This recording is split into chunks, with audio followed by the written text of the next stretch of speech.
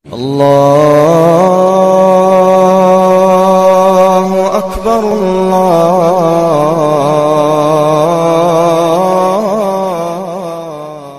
Yang ditakuti oleh Nabi ada 5 katanya. Salah satunya adalah Imratus Sibyan. Imratus Sibyan, pemimpin karbetan. Baru tiba-tiba jadi wali kota. Alah, sabar kenapa? Di Jepang nggak bisa pemimpin karbetan. Jepang itu urut jagung, tahu urut jagung? Tanggal yang sini maju yang bawah, tanggal yang sini. Mana ada pemimpin Jepang anak muda? Mana ada, semua tua. Karena mereka itu urut jagung, karirnya itu jelas. Mati yang ini naik bawahnya, mati yang ini naik bawahnya, begitu. Maka Jepang tuh maju. Nggak ada pemimpin di karbet di sana. Mentang-mentang nggak ada. Kita jelek-jelekkan Pak Harto, 32 tahun berkuasa, nggak pernah anaknya jadi wali kota. 32 tahun nggak pernah anaknya jadi gubernur. Menteri pun satu, menteri sosialnya itu pun setelah 32 tahun jadi presiden. Mbak Tutut jadi menteri sosial, wajarlah kalau Mbak Tutut menteri sosial, memang pergaulannya dengan pemuda-pemuda dia.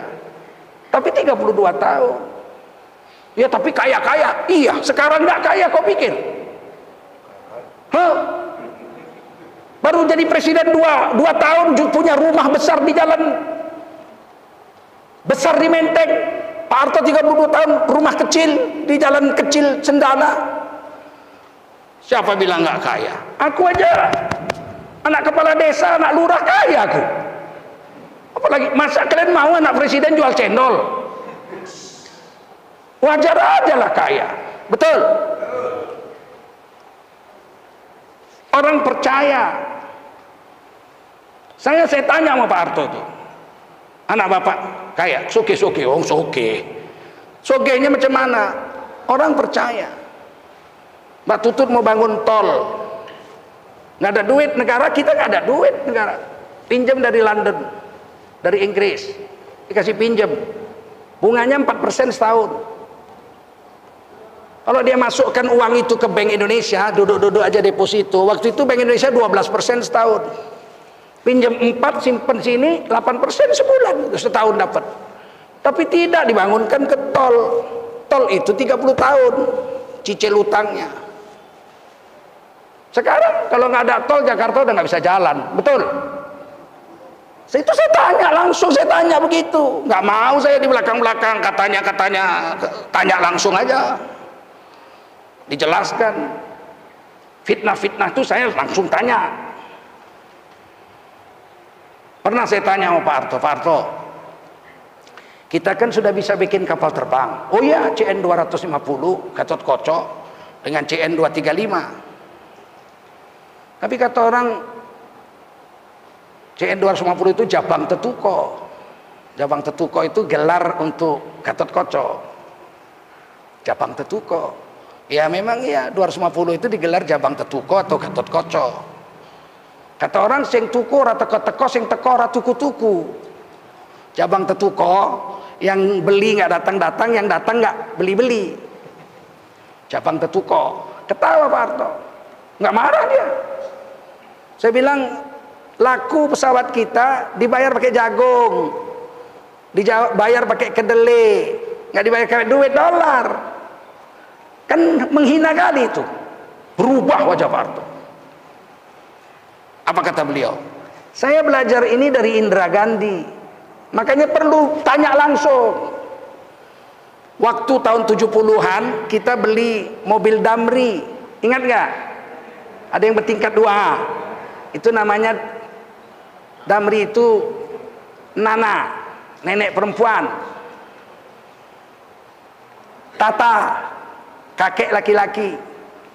Yang kita beli itu Tata. Tata itu kakek laki-laki bahasa Indianya. Tata. Semua Damri kita waktu itu merek Tata. Besinya besi asli itu. Kalau nyetopnya pakai duit 100 perak dipukul, ting ting ting ting, nyaring itu. Memang besi asli baja, kuatnya bukan main.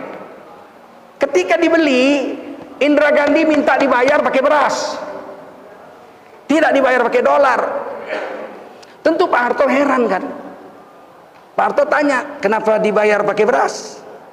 Kenapa tidak dibayar pakai duit? Dolar. Kata Indra Gandhi, kami sedang kesusahan beras. Sementara Republik Indonesia kelebihan beras, surplus. Kita surplus beras. Sekarang kita impor beras 2 juta ton. Zaman Pak Harto kita ekspor beras. Kata Indra Gandhi, karena kalian sedang surplus beras, kami sedang kekurangan beras, bayar aja Damri pakai beras. Ditanya, Bapak kenapa nggak pakai duit? Duit kan bisa beli beras. Kata Indra Gandhi, kalau dikasih duit, kami beli beras, kami kena pajak 10%. Kena pajak 10%. Rugi duit kami hilang 10% bayar pajak. Kalau kami ambil beras langsung dari Indonesia, nggak kena pajak. Kami untung 10%. Begitu pemimpin India itu memikirkan bagaimana rakyatnya jangan rugi keluar duit. 10% itu banyak loh. Kalau jahat Indra Gandhi itu, dia bilang apa? Kasih duit lah, nanti beli pajak 10%, bilang 15, 5 sama uang. Nggak mau Indra Gandhi itu. Dibayarlah pakai beras. Damri seluruh Indonesia. Terpikir Pak Harto, waktu jual itu ke Thailand, Thailand sedang surplus jagung dengan kedelai. Sementara kita sedang impor kedelai dengan jagung. Seandainya terima duit, beli kedelai, beli jagung, kena pajak 10%. Lebih baguslah kita terima jagung langsung dan kedelai langsung. Itu langsung saya bicara dengan Pak Harto. Untuk memupus fitnah itu. Dan itu ditulis dalam sejarah Pak Harto itu. The Untold Story of Suharto. Ditulis itu, kisah saya dengan Pak Harto itu bicara. Waktu itu guru Pak Harto tinggal 2 yang hidup, Quraish Shihab dengan saya, yang lain sudah wafat. Diwawancara itu Mahathir Mohamad, Yusuf Kala, Lee Kuan Yew, Presiden Filipina diwawancari semua situ. Ajudan Pak Harto, dokternya, supirnya, semua diwawancarai. Kisah-kisah yang belum terungkap di situ saya tulis. Saya bicarakan. Makanya kita pikir sekarang, sabar kalau belum waktunya. Nanti rusak negara ini. Kurang apa hebatnya Nabi Sulaiman? Kira-kira percaya nggak Nabi Sulaiman kalau gantikan Nabi Daud? Bagus nggak? Bagus nggak? Nunggu Nabi Daud wafat dulu. Kenapa kisah itu ditulis di Quran? Mengadili itu Nabi Daud kalah dengan Nabi Sulaiman. Supaya jadi pelajaran sama kita. Meskipun kita pandai hebat, kalau masih muda sabar. Sebab umur itu menentukan. Nabi Muhammad itu jadi Nabi umur 40 kok. Betul? Kalau Nabi Muhammad diangkat jadi Nabi umur 25 pun bisa kan? Kan Nabi sejak kecil dipanggil Al-Amin, orang terpercaya, nggak pernah dusta. Betul? Kenapa harus 40? Usia matang. Saya merasa betul saya. Dulu saya ngajar sini 22 tahun yang lalu nih, 23 tahun yang lalu saya masih ngajar sini. Kemudian saya pindah Jakarta 22 tahun. Beda pemikiran orang ketika masih muda dengan pemikiran orang ketika sudah masak. Nah, ini yang perlu saya beritahu kisah-kisah di Quran ini.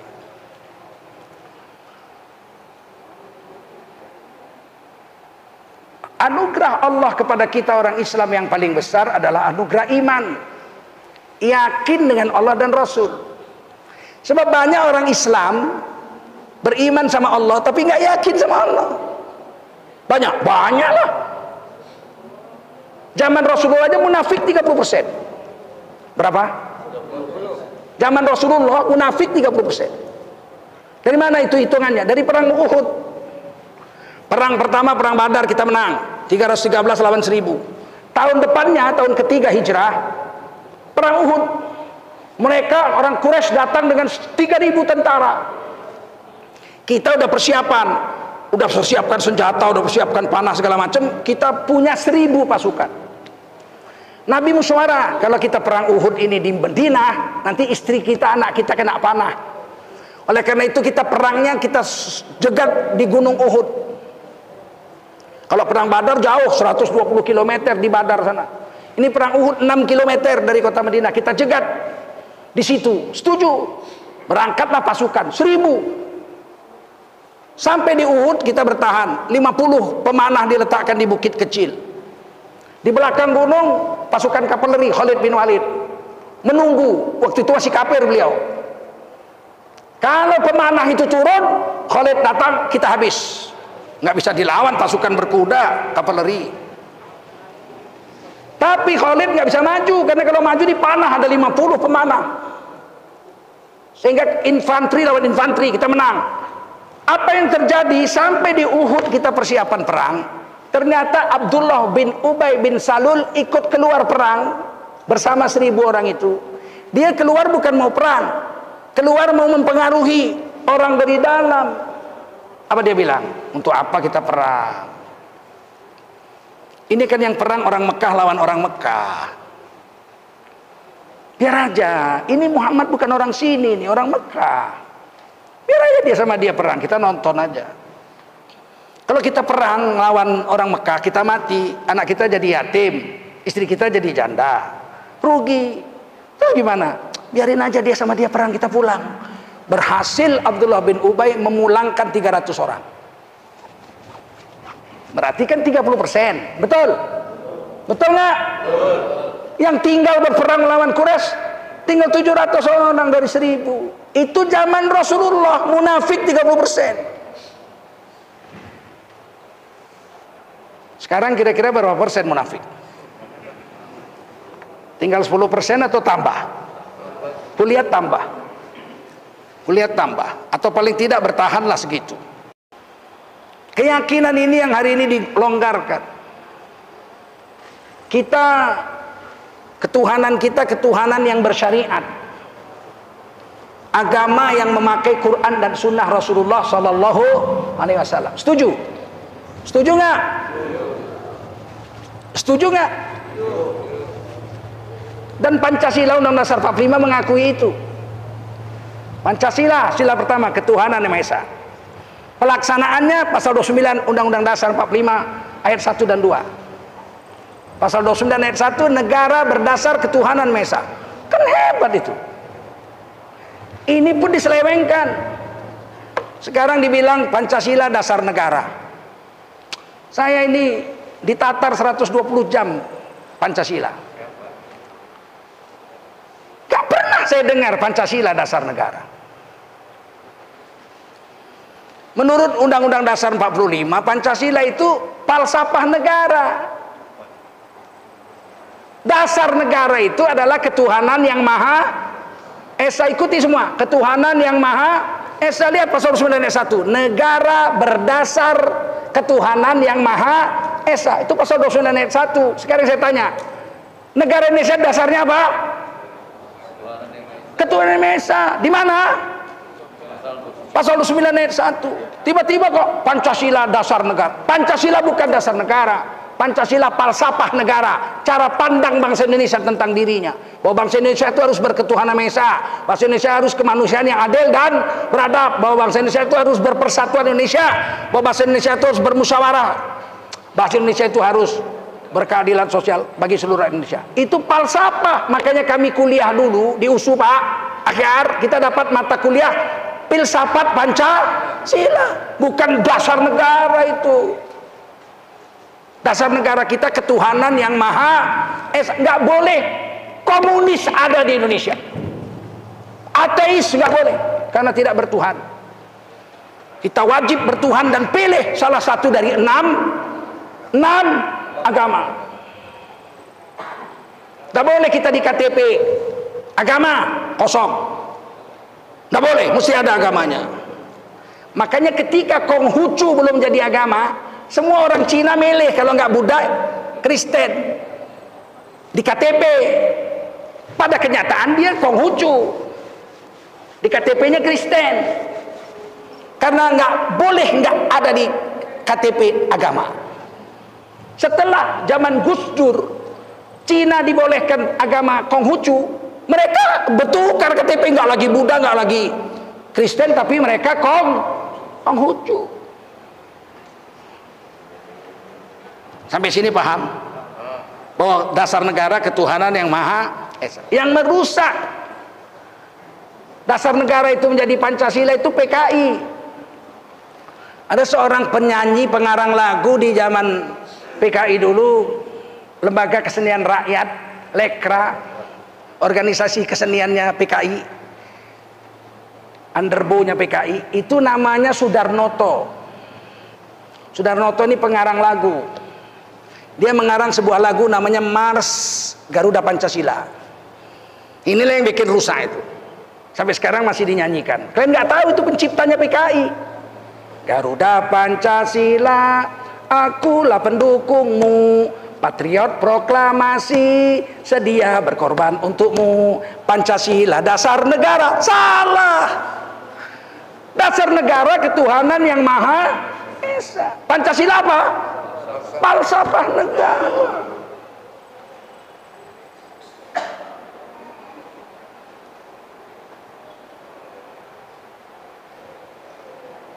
Di dalam pasal 9 ayat 2 jelas, negara menjamin tiap-tiap warga negara untuk memeluk agama garis miring kepercayaan dan menjalankan agama garis miring kepercayaannya masing-masing. Negara menjamin orang Kristen menjalankan ajaran Kristen 100%. Dijamin oleh negara itu. Negara menjamin orang Hindu menjalankan ajaran Hindu 100%. Dijamin apa enggak? Jamin. Di Bali orang Hindu 85%, 14% orang Islam, 1% lain-lain. Tapi di Indonesia mereka nggak sampai 1% orang Hindu. Gubernur Bali dengan DPRD Bali membuat peraturan daerah, perda. Isinya setiap hari raya Nyepi, itu hari raya Hindu, tidak boleh ada api yang hidup di Bali. Restoran tutup, masak nggak boleh, sepeda motor, mobil nggak boleh jalan, keluar rumah nggak boleh. Airport internasional Gusti Ngurah Rai ditutup. Nggak pernah ada di dunia airport internasional ditutup. Nggak boleh terbang, yang terbang nggak boleh turun. Di India 1,1 miliar orang Hindu, nggak pernah nutup airport. 2 tahun sekali saya ke India. Di Bali ditutup airport. Kapan? Hari rayanya Nyepi. Kok boleh? Karena negara menjamin tiap-tiap warga negara untuk menjalankan agama, memeluk agama. Bertahun-tahun. Semenjak perda ditandatangani oleh gubernur dan DPRD. 2 tahun yang lalu kurang lebih, hari raya Nyepi jatuh hari Jumat. Maka Gubernur Bali dengan rendah hati datang menjumpai Ketua Majelis Ulama Indonesia Bali. Gubernurnya yang datang. Bagaimana Pak Kiai? Ini kan hari raya Nyepi. Oh betul. Jatuhnya hari Jumat. Sedangkan hari Jumat itu hari raya Nyepi nggak boleh hidup. Listrik pun dimatikan, listrik mati. Apa kata Ketua Majelis Ulama Indonesia? Kami tetap sholat Jumat karena wajib. Hanya saja kami akan sholat Jumat tidak naik sepeda motor, tidak naik mobil. Kami jalan kaki saja. Dan tidak pakai mikrofon. Karena PLN kan mati. Kita nggak akan hidupkan genset. Nggak pakai kipas angin. Bayangin itu. Untuk apa? Untuk menghormati orang Hindu. Lakum dinukum. Kalian jalankan Hindu ini. Nyepi, mati lampu semua. Kami sholat Jumat, azannya pakai mulut aja, nggak pakai mikrofon. Sholat imamnya, khutbahnya langsung aja, nggak pakai mikrofon. Pendek aja, selesai sholat langsung pulang lagi ke rumah masing-masing. Jadi, kenapa? Karena negara menjamin tiap-tiap warga negara untuk menjalankan agama 100%. Begitu juga dengan Islam. Islam ini juga di Indonesia dijamin untuk menjalankan agamanya 100%. Agama Islam dibagi 4. Pertama ibadat, mulai dari bab wudhu sampai bab menguburkan mayat. Paham? Sholat, zakat, puasa semua. Yang kedua bab muamalat, bagaimana berjual beli, bagaimana pinjam meminjam, bagaimana utang piutang, bagaimana gadai menggadai. Itu ada hukumnya satu bab. Selama Indonesia merdeka, contoh, bank itu semuanya riba. Sebab bank Indonesia itu dari Javas Bank, dari Bank Jawa milik Belanda. Kemudian berdirilah Bank Indonesia, kemudian berdiri BRI dan lain-lain. Tahun 46 berdiri BNI, Bank Nasional Indonesia, tahun 46. Terus begitu. Semuanya sistemnya riba. Pinjam 1 juta, pulangkan sekian, bunganya sekian. Dan itu haram. Tapi kan belum ada waktu itu bank Islam. Pada tahun 1994, lama setelah Indonesia merdeka, Ketua Majelis Ulama Indonesia, Bapak Hasan Basri almarhum, dengan Ketua ICMI, Ikatan Cendekiawan Muslim Indonesia, Bapak Presiden Habibie, waktu itu masih Menteri Menristek, ketemu Pak Harto.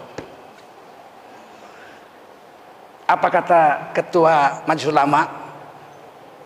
Pak, kami mau membuat bank Islam. Kata Pak Harto, apa rupanya itu bank Islam? Bank yang halal menurut syariat Islam. Apa bedanya dengan bank yang ada? Bank yang ada pakai bunga. Oh ya, tahu. Pak Harto pernah kerja di BRI. Baru tamat sekolah dulu Pak Harto pernah kerja di BRI. Tahu Pak Harto. Terus ngambil untungnya dari mana kalau dibikin bank Islam nggak pakai riba? Dijelaskan. Ada sistem mudharabah bagi hasil, ada sistem murabahah, kongsi beli segala macam. Dijelaskan. Misalnya Bapak mau beli rumah, harganya 100 juta. Bapak cuma punya uang 30 juta. Kurang 70. Bapak datang ke bank syariah. Bank Islam, bukan minjem, kongsi.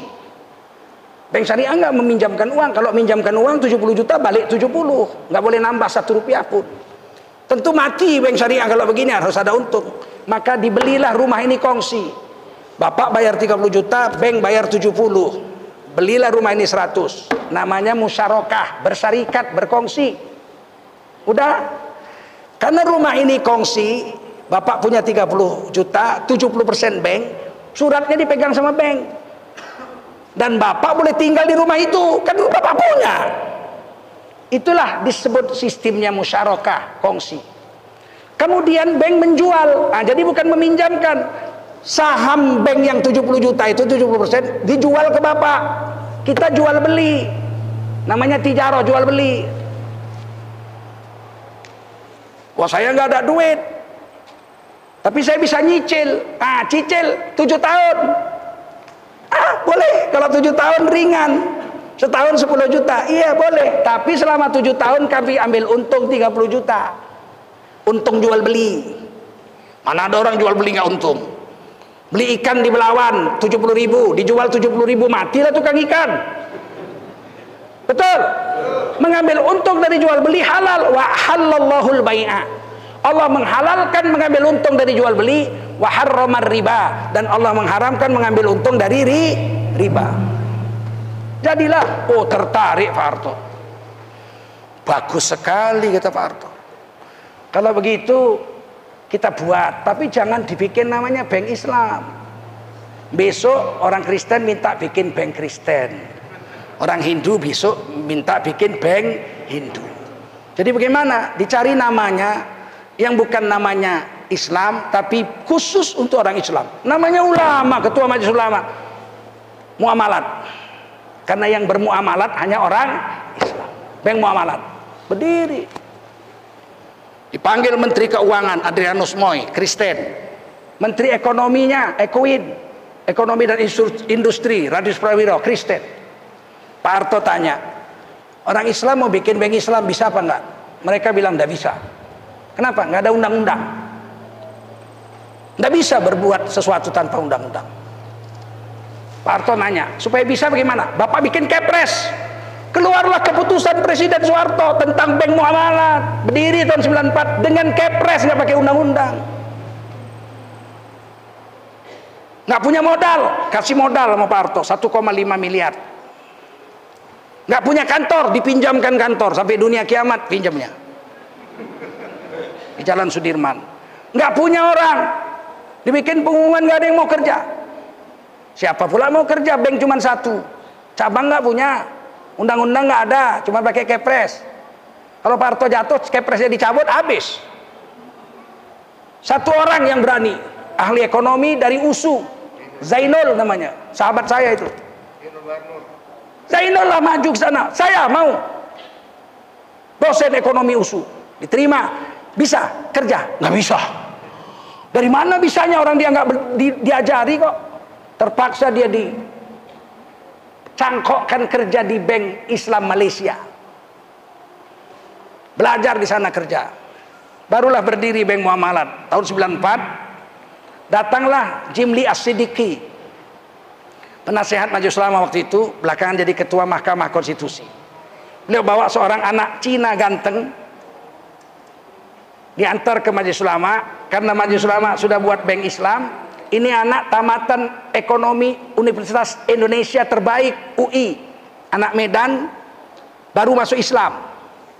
Supaya disekolahkan S2, S3 ke Malaysia, mengambil jurusan ekonomi Islam sebagai orang pertama yang mempelajari ekonomi Islam. Dibiayailah oleh Majelis Ulama Indonesia. Sekarang jadi doktor ahli ekonomi Islam, namanya Antonio Sapi'i. Sapi'i Antonio. Ini sejarah Bank Islam. Kenapa Pak Harto setuju? Kemudian tahun 2003 setelah reformasi berdirilah Undang-Undang Bank. Namanya nggak lagi Bank Muamalat tapi Bank Syariah. Kenapa DPR RI mengesahkan Undang-Undang Bank Syariah? Kenapa presidennya menandatangani Undang-Undang Bank Syariah? Bukankah ini bukan negara Islam? Iya, tapi negara menjamin tiap-tiap warga negara untuk memeluk agama dan menjalankan agama masing. Jadilah Indonesia negara Pancasila tapi punya Bank Islam, undang-undang negara. Tiba-tiba ada yang dongkel-dongkel, Munadi apa kemarin itu, kepala survei itu salah satunya itu, dia bicara di koran, ada banyak peraturan-peraturan dan undang-undang di Indonesia yang eksklusif, tidak nasional, hanya ngurus orang Islam saja. Itu harus dicabut. Cabut gondolmu. Bank Syariah hanya untuk orang Islam. Bukan. Orang Cina pun boleh transaksi di Bank Syariah. Betul enggak? Tapi orang Islam tidak boleh bertransaksi di bank riba. Dan itu pasal 29 ayat 2 Undang-Undang Dasar 45 mau dicoret. Begitu juga Cahyokumolo dari PDIP, dia bilang banyak peraturan daerah yang hanya mengurus Islam mau dicabut. Gondolmu.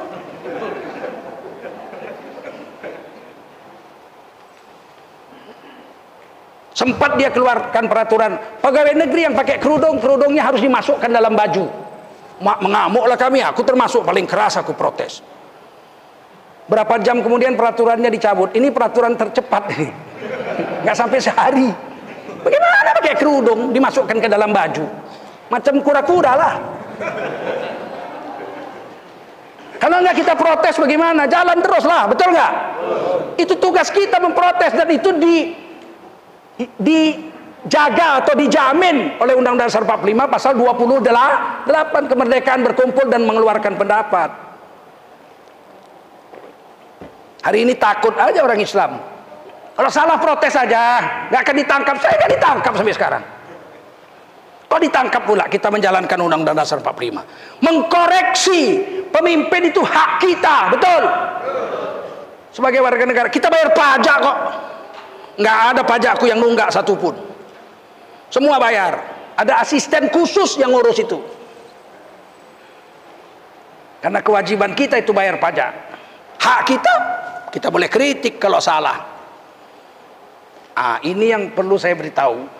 Kemudian ada bab, sekarang sudah hebat Pak, ada bank syariah, asuransi syariah, finance syariah. Bapak kalau kredit mobil, kredit Honda dengan sistem syariah, itu tidak riba Pak, karena udah dibayar cash. Bapak datang dealer Honda, berapa Honda? 17 juta, duitku cuma 2 juta. Boleh, sini 2 jutanya. Ini kami tambahin 15 juta. Beli Honda ya 17 juta. Sekarang gini, Hondanya boleh kau pakai, tapi surat sama kami. Nah, sekarang supaya kau punya ini 100%, yang kami punya 15 juta tuh kau bayarilah. Cicil, ya boleh 5 tahun. Kalau 5 tahun ku tambahlah duitnya, masa 15 juta, cicil 15 juta juga, matilah ku. Ku ambil untungnya 21 juta, jadi kau bayar 6 juta selama 5 tahun. Untung aku 1.150.000 setiap tahunnya untungku. Boleh. Jadilah transaksi, namanya ijaroh. Apa namanya? Ijaroh. Sewa beli. Halal apa haram? Tapi kalau ke dealer bank-bank itu konvensional, kita kasih uang muka 2 juta itu gak dihitung, bayar, cicil. Begitu krisis, ini bulan ini krisis Pak, bulan ini kita udah resesi kedua, suku bunga bank naik kayak tahun 98, nggak bisa bayar kita Pak, bunga jadi 50% setahun. Kita kalau transaksi Islam tidak pakai bunga, nggak ada urusan dengan bank, mau naik 100% suku bunga, kita tetap aja cicilnya segitu aja sampai lunas, karena kita sudah jual beli. Sampai sini paham? Ada munakahat, nikah talak rujuk, bagi waris. Itu Indonesia negara Pancasila, tapi kita punya pengadilan agama Islam. Mau dihapus? Itu kata si Munadi itu. Munadi apa siapa namanya itu? Itu gak boleh ada undang-undang yang memihak Islam. Kita ini dari zaman Belanda udah begitu. Penjajah Belanda aja ngerti. Pengadilan agama itu ada sejak zaman Belanda, betul? Kalau orang Cina kawin, orang Hindu kawin, orang Buddha kawin, itu kawinnya dicatat di catatan sipil, dinas catatan sipil. Kalau mereka mau cerai, cerainya di pengadilan negeri sejak zaman Belanda itu. Sementara orang Islam kalau kawin dicatat di Kementerian Agama, KUA, kantor urusan agama. Dan kalau cerai tidak di pengadilan negeri, dia harus di pengadilan agama. Dan kalau bagi warisan, orang selain Islam bagi warisan pengadilan negeri, bagi rata aja. Anakmu berapa? 6, bagi 6. Selesai. Islam mana boleh. Maka dibuat pengadilan agama Islam. Warisan. Berapa kalian bersaudara? 6. Berapa laki-laki? 3. Perempuan berapa? 3. Kalau begitu tidak bagi 6, bagi 9. Oh, kan hebat itu. Kenapa? Karena laki-laki dapat 2. 3 laki-laki kali 2 berapa? 6. Perempuan dapat berapa? 1. 3 perempuan kali 3, 3. 6 tambah 3, 9. Dibagilah 1/9 untuk anak perempuan, 1/9 untuk anak perempuan, 1/9 untuk anak perempuan, 2/9 untuk anak laki-laki, 2/9 anak laki-laki, 2/9 laki-laki. Mana ngerti pengadilan negeri membagi itu kalau nggak ahli agama? Betul? Makanya Islam ini ada pengadilan agama Islam. Dan tidak boleh kepala kantor urusan agama dari kecamatan sampai menteri agama perempuan, itu tidak boleh. Tidak boleh. Kenapa? Karena kepala kantor urusan agama di Republik Indonesia merangkap wali hakim bagi perempuan yang tidak punya wali. Kan hebat betul Indonesia itu. Maka saya nggak mau pindah. Saya dulu baru tamat kuliah di USU jadi dosen, ditawari ke Brunei jadi dosen. Oh, gajinya ya Allah, di USU masih 57.000, di Brunei sudah 5,7 juta gajinya. Saya milih Indonesia, nggak milih Brunei. Kewajiban dakwah saya di Indonesia, bukan di Brunei.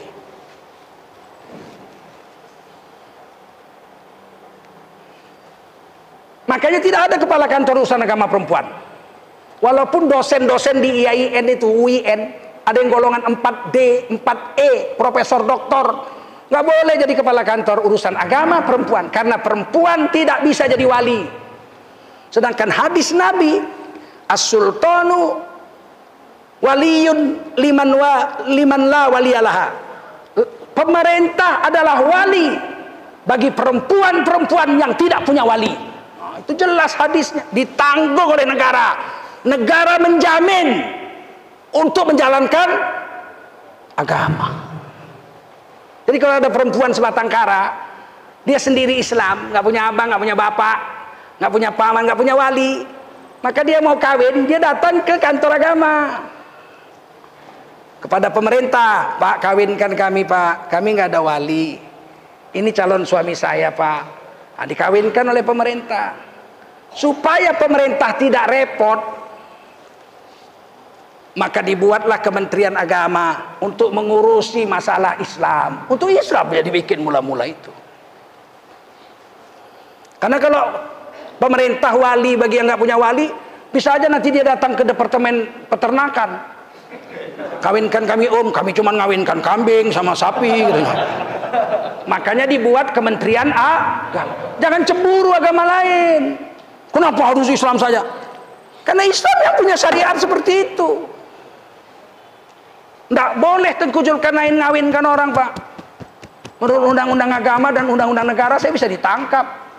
Datang orang, Pak, kami sudah suka sama suka, bapak kami nggak mau, kawinkanlah kami. Saya kawinkan, haram dalam Islam, masuk penjara saya. Melanggar undang-undang perkawinan nomor 1 tahun 1974 di negara Republik Indonesia. Paham sampai sini? Yang keempat adalah jinayat, hukum pidana. Itu syariat Islam.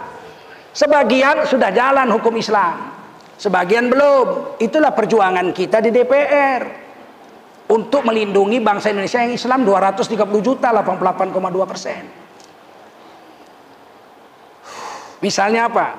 Membunuh dibunuh, membunuh di pengadilan dijatuhi hukuman bunuh. Sudah jalan belum?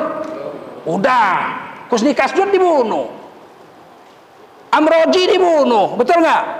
Membunuh dibunuh sudah ada undang-undangnya, cuman hakimnya berani apa enggak? Kan gitu. Subandrio gembong PKI tahun 65, diadili tahun 66, hukumannya hukuman mati, cuman nggak dilaksanakan. Setelah 20 tahun dia dibebaskan. Setelah dibebaskan dia nuduh Pak Harto PKI, yang PKI lah anak itu. Rekamannya ditanya sama hakim, Dr. Subandrio, Anda PKI? Oh, tidak Tuan Hakim, saya Islam, saya naik haji loh, saya haji. Dr. Subandrio, haji kau? Kata hakim. Ya. Saudara haji? Haji. Islam? Islam. Salat subuh berapa rakaat? 4 katanya. Ada rekamannya. Tapi banyak hukum Islam yang belum untuk hukum pidana, jinayat. Misalnya mencuri potong tangan, itu belum jalan. Mencuri potong tangan tidak asal mencuri dipotong, enggak, ada aturan. Kalau mencurinya mencuri makanan, ditangkap. Kau kenapa curi makanan? Lapar, dikasih makan, dikasih makanan, dibebaskan.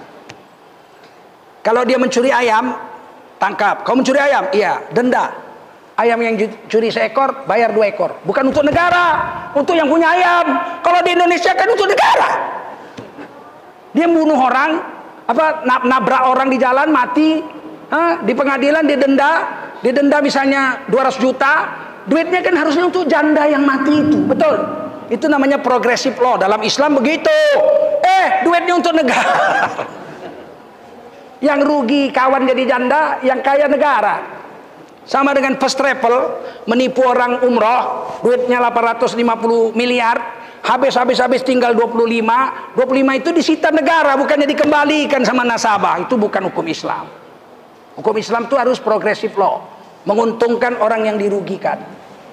Kalau mencurinya itu senilai 1 perisai perang, perisai besi, itu kalau saya hitung-hitung sekitar 2 juta.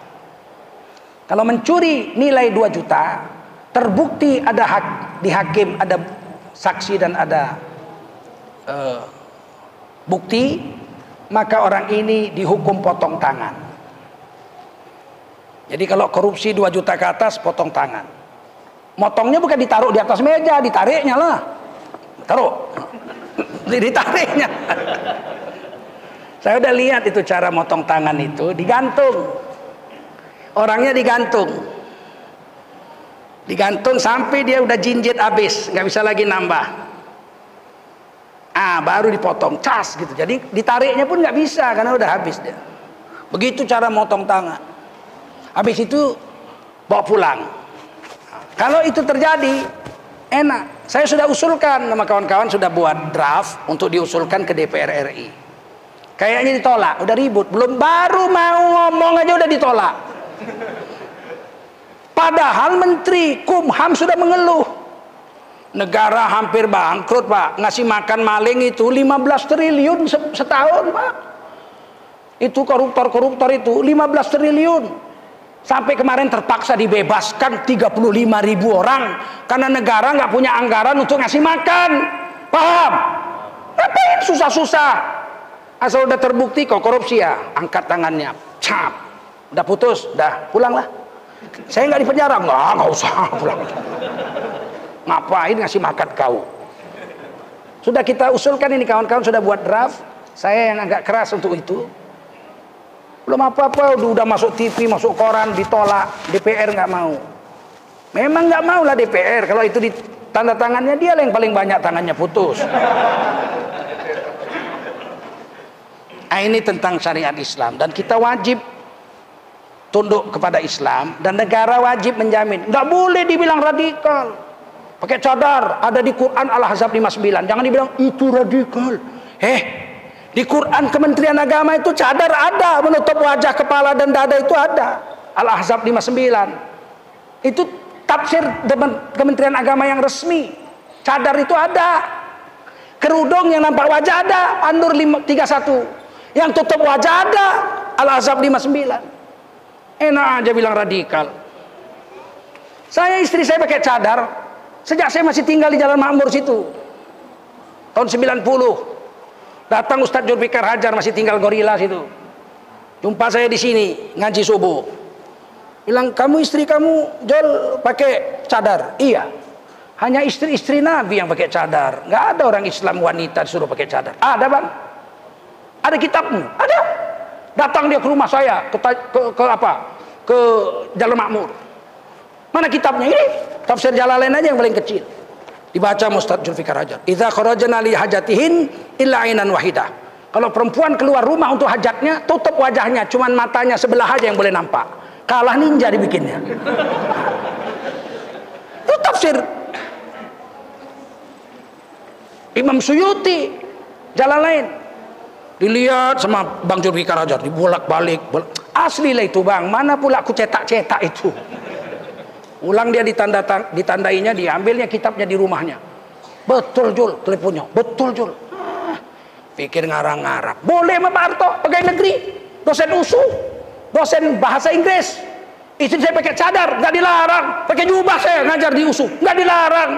Oh, sekarang dibilang radikal. Radikal itu datangnya dari masjid, dibawa oleh orang-orang yang good looking, penghafal Quran dan imam-imam masjid. Tak pernah terjadi itu 75 tahun merdeka.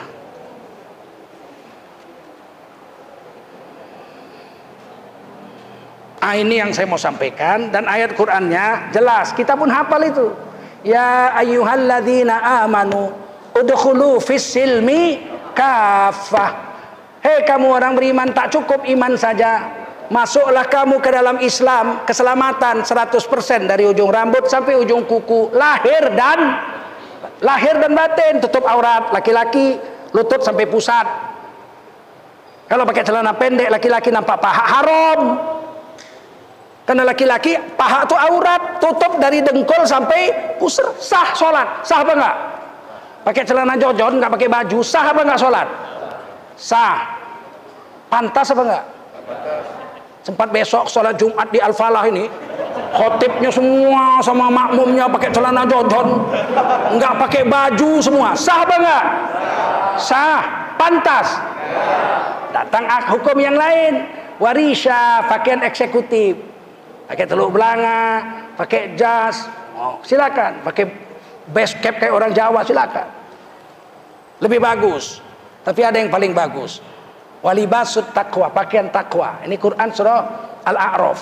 Pakaian takwa, dzalika khair, itu yang paling baik. Ini pakaian takwa, jubah, serbat, jenggot, celana cingkrang, pakaian Rasul. Ini pakaian terbaik kata Quran. Mana buktinya? Tes malam minggu jam 2 malam, datang ke diskotik pakaian begini. Assalamualaikum, kalau nggak loncat semua. Berarti ini pakaian terbaik. Setuju? Yang bilang Quran, ya bani Adam, hai anak cucu Nabi Adam yang laki-laki, qad anzalna alaikum libasa, sungguh kami telah turunkan kepadamu beberapa jenis pakaian.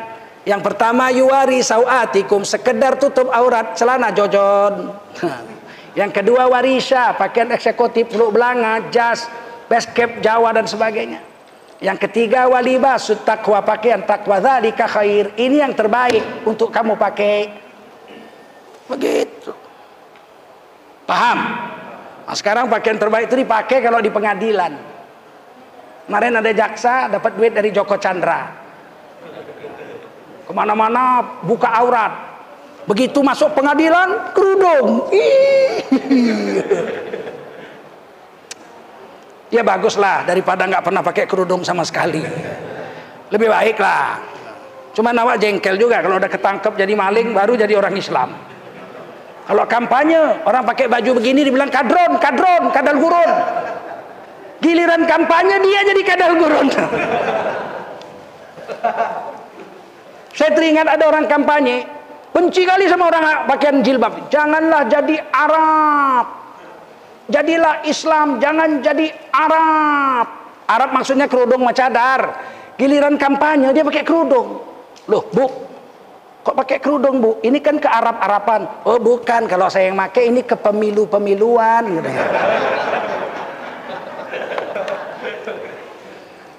Kita nggak usah takut pak. Masuklah dalam Islam 100. Mampu kita buat-buat.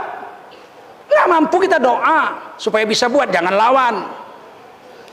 Tidak menjalankan agama berdosa kalau yang wajib, tapi tidak kafir.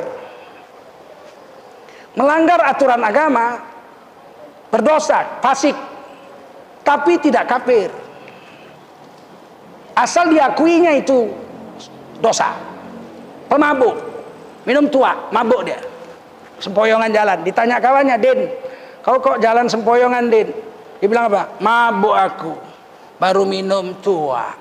Ya, kau kan orang Islam Din. Islam lah, bapakku udah haji kok. Kok kau minum tua? Iya, aku lagi susah aku. Istriku lari sama tukang ojek jahanam itu katanya. Apa hukumnya minum tua Din? Gila kau, haram lah, masa sunat muakkad. Ini orang durhaka, fasik, tapi tidak kafir, diakuinya. Paham? Ada yang melawan. Kau kenapa semboyangan minum tua? Lu orang Islam kok minum tua? Urusan apa sama kau? Ya haram menurut agama. Haram-haram kepala atuk kau. Itu urusan aku, tak ada sama aku haram, semua harum. Ya tapi tua haram, tidak. Ini tua ini tahu kau, air zam-zam tanah Batak. Ini kafir, mengkafiri syariat So sampai sini paham? Jangan melawan. Kalau kita nggak bisa mengamalkan agama, jangan melawan. Kalau kita nggak bisa mengamalkan agama 100% namanya takwa, nggak bisa. Ada ayat Qur'annya, ya ayyuhalladzina amanu taqullaha haqqa tuqatih. Kamu orang beriman wajib bertakwa 100%. Tapi kalau nggak mampu, ada pilihan kedua, wala tamutunna illa wa antum muslimun. Paling tidak kau mati jangan ngelawan, menyerah kau dengan hukum Allah. Ibu orang Islam, udah naik haji aku. Oh haja dong. Iya. Kok ibu pakai celana pendek? Itulah, aku kepingin kali pakai kerudung. Tapi lakiku kalau aku pakai kerudung macam tukang ayam katanya. Diancamnya aku mau kawin lagi, dia susah kali lah aku. Tahulah aku ini dosa. Tapi itulah, tolong doakan ya, supaya aku bisa pakai kerudung, supaya suamiku menerimanya. Sambil nangis dia. Ini orang menyerah dengan agama, cuman tidak mengamalkannya karena imannya lemah. Paham? Namanya fasik, durhaka. Tapi tidak kafir. Tapi kalau dia lari pagi, kayak celana pendek, Assalamualaikum Bu Hajah, Waalaikumsalam. Lagi ngapain? Olahraga lah. Kok pakai celana pendek? Kenapa rupanya? Loh, ibu orang Islam, haji? Aku udah naik haji. Loh, kok pakai celana pendek? olahraga. Kenapa nggak pakai kerudung? Gila kau, mana ada olahraga pakai kerudung?